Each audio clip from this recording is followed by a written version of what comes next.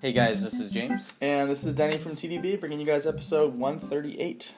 Yeah, so we are going a little bit off of the beaten path today with some tea from Vietnam. So, we probably actually consumed tea from Vietnam before. It's a common area to harvest tea, but it's usually masqueraded as Taiwanese oolongs. So it's refreshing to see a place, smells roasty, from Vietnam selling their tea as what it is. Yeah. I'm not going to use too much here. So this is the Gui Fei. So, yeah. And so basically the idea of this tea is that it's young leaves that have been bitten, and by virtue of the biting process... Not by people, by insects. By insects. The actual plant reacts and creates an enzymatic reaction that actually makes the tea have different flavors, a little bit more sweet, a little bit more honey. So very similar process to one of your favorites, Oriental Beauty. Yeah. Right. So same basic concept, and we'll see how this goes. So I'm going to give this a good... some people... So this is a good chance for me to ask. Some people have asked what the point of your long rinse is. Mm-hmm. And so, I wanted to get it straight from you. Sure. So the reason that I do this is that I find that even though I might sacrifice a little bit of the tea drinkage, I'm going to get a better overall consistency of the brews. So I'm not going to go from something that's like light to something that's really intense. And the odds of me messing up in those stages where the leaves, especially like an oolong like this, open up are much less if I give it a long steeping to start, like a long rinse. Mm-hmm. So that's the idea, at least. So hopefully by getting these leaves nice and starting to get nice and opened up, honey. Wow, really, a little bit grainer, really aromatic, yeah. And then interestingly enough, there's some less roasted, green-looking leaves in there. Interesting. Really, really aromatic. Holy smokes! This is the kind of tea that would just probably blow you away if you've never really been drinking tea before. Yep. So. Yeah. And we're gonna keep going here. All right. We have an off-screen visitor. Yeah. What's up, man? All right. Now we're gonna actually drink this steeping, and I gave that a pretty short steeping. So, but given how aromatic this is, I'm curious to see how we do in terms of the flavor profile. Mm-hmm. And are you very familiar with Gui Fei? I've definitely had a couple different versions of this tea before. Floating leaves, yeah. What I remember. Yeah, exactly, yeah. But nothing from Vietnam. Or at least nothing sold from Vietnam. Yeah, exactly. So, no, so I'm not super familiar with this tea, but... You are familiar with Oriental Beauty, of course. Yeah, so it'll be interesting to see. And this is going to be a greener version of that, for sure. Definitely looks like it. Cheers. Cheers.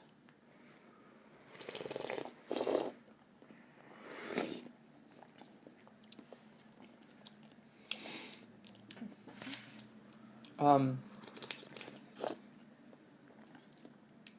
think it has good, it's clean.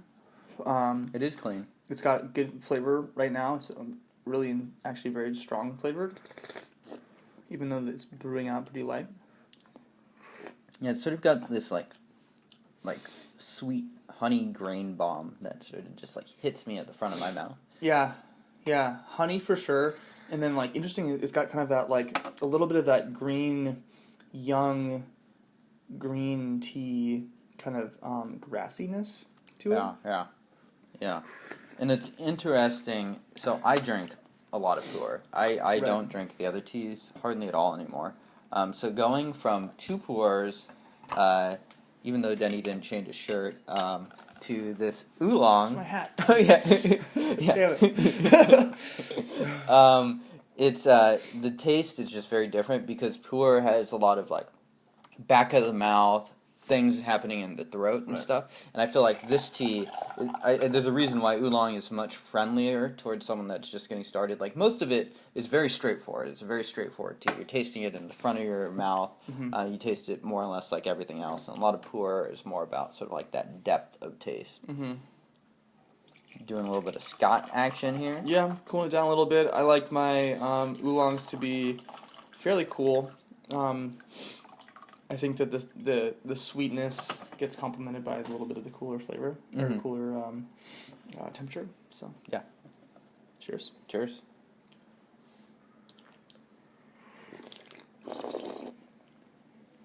It's got a really creamy flavor. I think the thing about this tea is that there's not a lot of depth.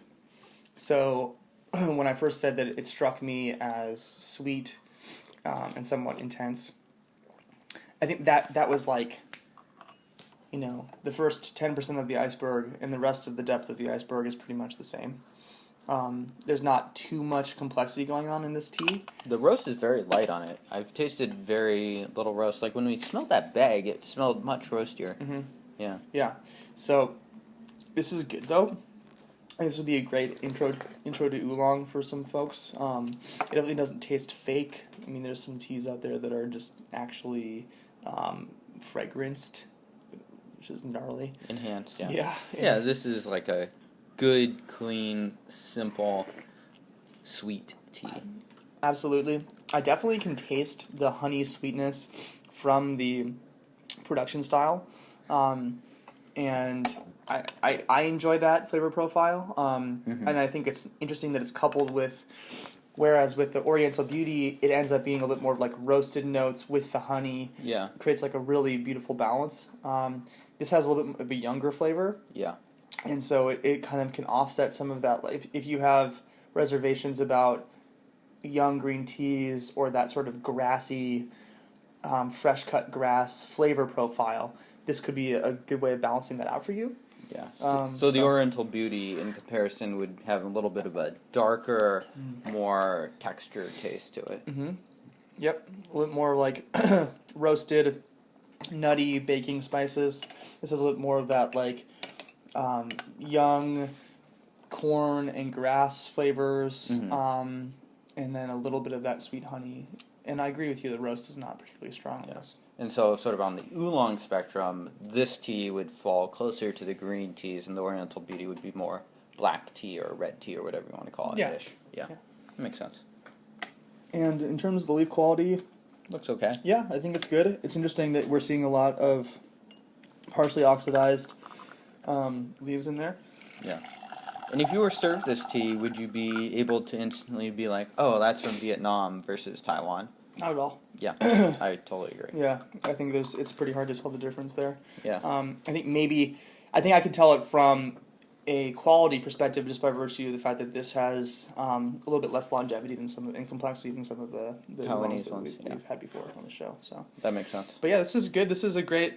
I think within the category of the production style, this is pretty damn tasty, and this will just suit your preferences if you're looking for something that can grasp at those sweet flavors while at the same time getting, some of those kind of unfamiliar, grassy, slightly apprehensive flavors as well. So I'm enjoying this a lot.